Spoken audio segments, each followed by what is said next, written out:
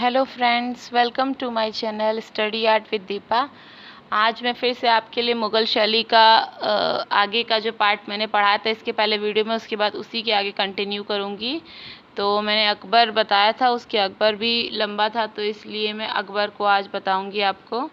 तो चलिए शुरू करते हैं क्लास। और जिसने मेरा चैनल सब्सक्राइब नहीं किया है कर लीजिए, क्योंकि मैं आगे और भी वीडियो लाने वाली हूँ।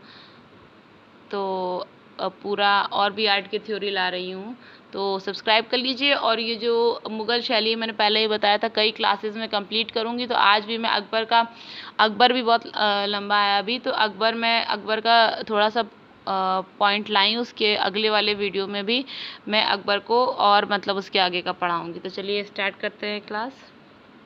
तो अकबर हम पढ़ रहे थे तो पिछले वीडियो में, तो उसी के आगे हम अकबर में और पॉइंट्स देखते हैं। तो आईने अकबरी हमने पढ़ा था ना, आईने अकबरी में वर्णित चित्रकार हम देखेंगे। ठीक है, तो आईने अकबरी में चित्रकार कौन से वर्णित है। ठीक है, तो आईने अकबरी में चित्रकार वर्णित है वो माधव है।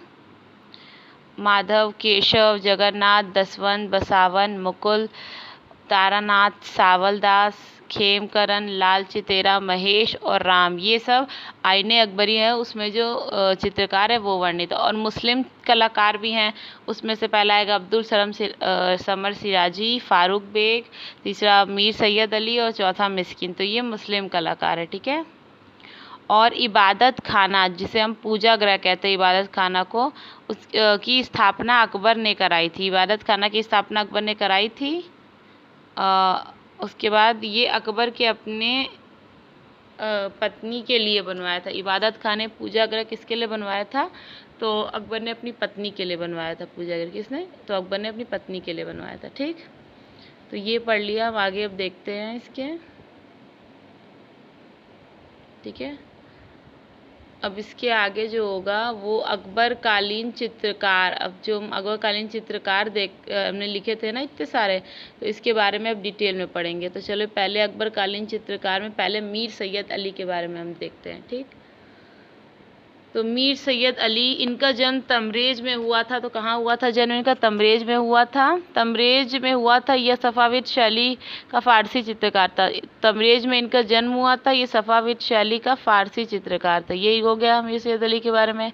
इनका उपनाम क्या था? मीर सैयद अली का तो जुदाई था, ये याद रखना है। और यह नक्श शैली का लेखक था तथा ग्रामीण दृश्यों के प्रसिद्ध था। नक्श शैली के लेखक थे और ग्रामीण दृश्यों के लिए प्रसिद्ध था, बनाने के लिए। ठीक है, गांव के। हमजानामा के प्रथम 4 खंडों का पर्यवेक्षण मीर सैयद अली ने किया है। तो हमजानामा के प्रथम जो 4 खंड है उसका पर्यवेक्षण जो है वो मीर सैयद अली ने किया है। यह हुमायूं के साथ 1555 में भारत आया था। किसके साथ? तो हुमायूं के साथ आया था ये। हुमायूं ने इसे नादिर उल मुल्क, किसने? तो हुमायूं ने इसे नादिर उल मुल्क की उपाधि दी है। नादिर उल मुल्क को दुनिया का आश्चर्य कहा जाता है। ठीक है, तो अब ये हमने पढ़ लिया। अब कुछ चित्र देखेंगे हम। ठीक है, अब मीर सैयद अली के चित्र। तो मीर सैयद अली के चित्र में है, पहला है गायों का वध करते हुए जल्लाद, और दूसरा है लैला के सम्मुख या सामने जंजीरों में बंधा मजनू, तीसरा है मजनू का जन्म, और चौथा है पिता मंसूर का व्यक्तिचित्र। ठीक है, तो ये 4 चित्र हैं मीर सैयद अली के। ठीक, ये देख लिया हमने। अब इसके आगे हम चलते हैं।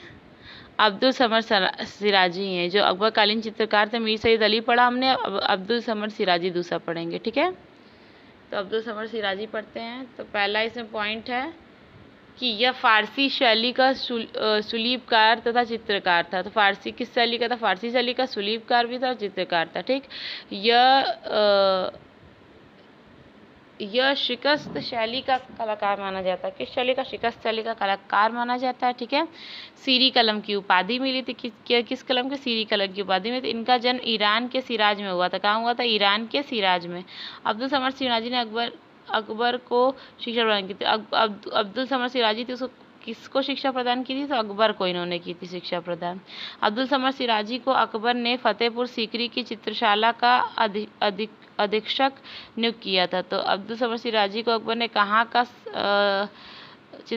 किस चित्रशाला का अधीक्षक नियुक्त किया था? तो फतेहपुर सीकरी का। ठीक है, तो ये अब्दुल समद सिराजी ने अकबर के द्वारा चलाए गए दीने इलाही धर्म को अपनाया था। उसने किसको अपनाया था अब्दुल समद सिराजी ने? तो अकबर द्वारा जो चलाया गया दीने इलाही धर्म था उसको अब्दुल समद सिराजी ने अपनाया था।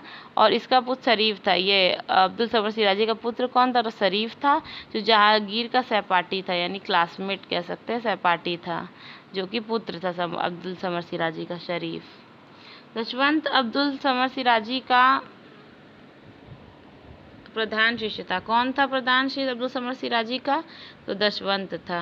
कौन? प्रधान शिष्य।